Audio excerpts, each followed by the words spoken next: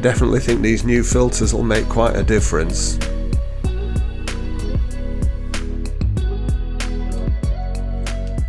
I was quite relieved when I picked up the E36 Compact. It was an eBay random purchase that we were quite pleased to get. And in reality, it's not a bad car, it drives quite well. And the previous owner, who'd had it for 10 years, had looked after it.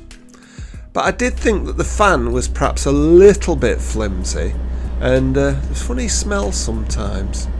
So I thought I'd change the pollen filters. And after lying on my back under the steering wheel, I actually found out they're not there on these, the same place as on a saloon and on a coupe. They're actually behind this part underneath the bonnet. Now this little plastic tray comes out on clips, wasn't too difficult.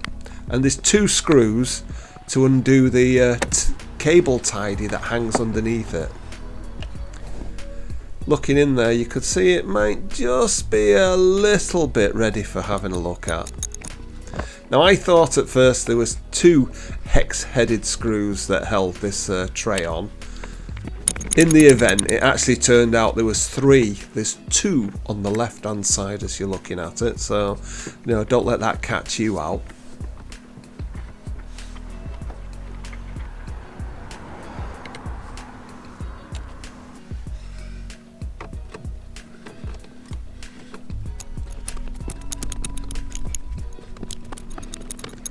Nice of them to make the plenum chamber nice and handy for you to put the screws in. Although you can easily add a couple of hours to your job if you drop a couple of these and you're scrabbling around trying to find them on top of the gearbox or somewhere. Now this is a flimsy piece of plastic, and you really need to be careful taking it out because I think you can easily get replacements. And looking in there, it was a little bit like opening Tutankhamun's tomb. Definitely think these new filters will make quite a difference. Now the filters themselves only pop in, and there's only 2. And if you look carefully, I think you could get an entire David Attenborough series out of these.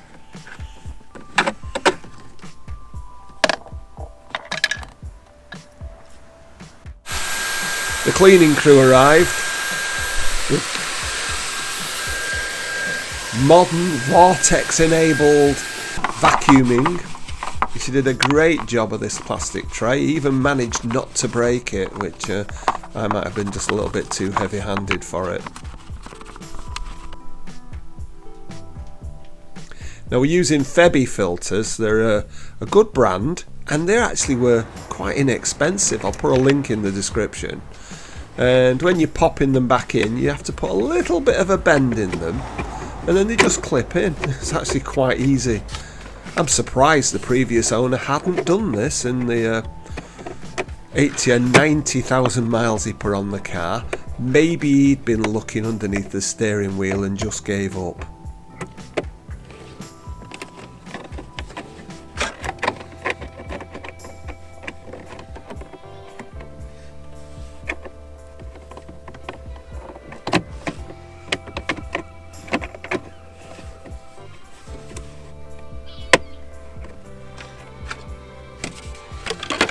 Yeah, a little bit of a conundrum which way round this went, but worked it out in the end. Again, it's brittle plastic.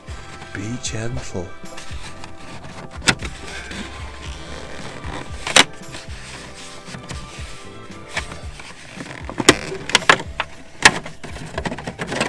It only sounds like it's breaking, it actually wasn't.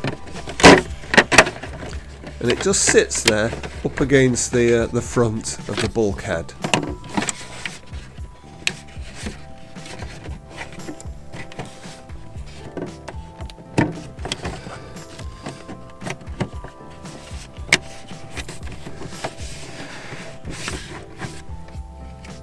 The 3 hex-headed screws to put back this tray. Oops, what's down there?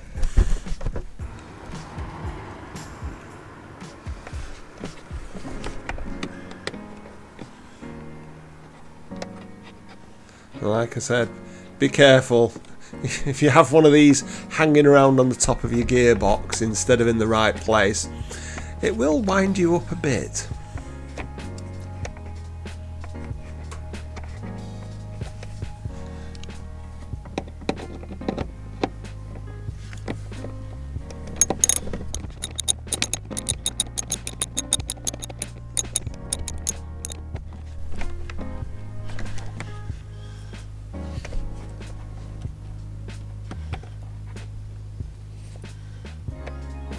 Did seem strange that there was two on this side and only one on the other.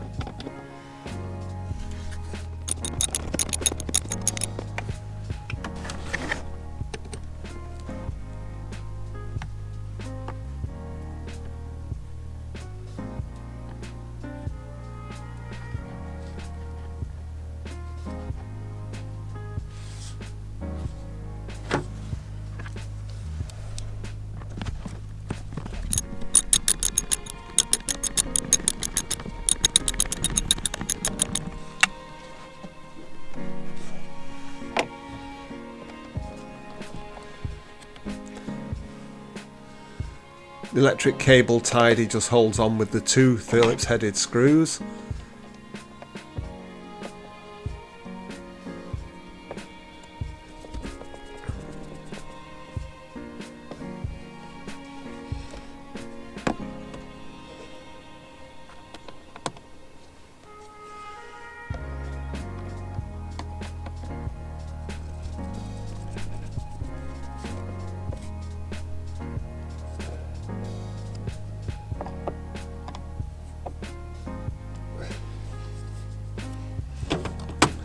And then little plastic tray clips back in.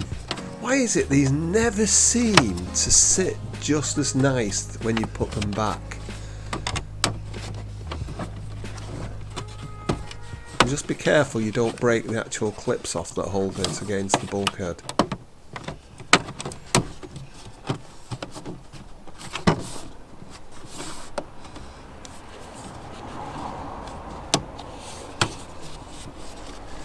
Make sure the rubber trim's in the right place so that it seals nicely.